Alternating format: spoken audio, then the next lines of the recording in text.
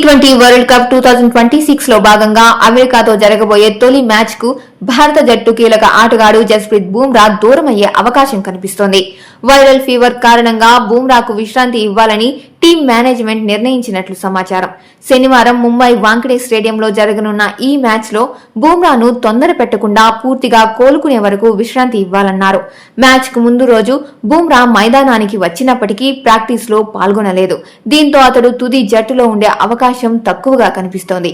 ఈ నేపథ్యంలో మహ్మద్ సిరాజ్ కు తుది జట్టులో చోటు దక్కే అవకాశం ఎక్కువగా ఉంది. ఇటీవల హర్షిత్ రాణా గాయం కారణంగా టోర్నీకి దూరమైన నేపథ్యంలో సిరాజ్ ను జట్టులోకి తీసుకున్నారు.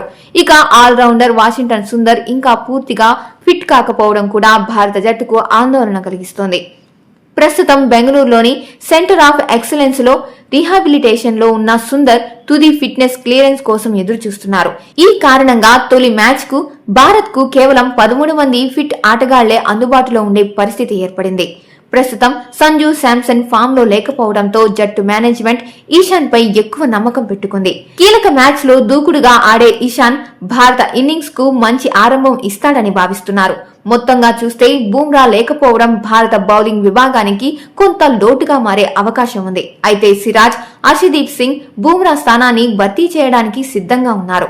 అమెరికాతో జరిగే తొలి మ్యాచ్ లో గెలుపుతో టోర్నీని ఆరంభించాలనే లక్ష్యంతో భారత్ బరిలోకి దిగనుంది.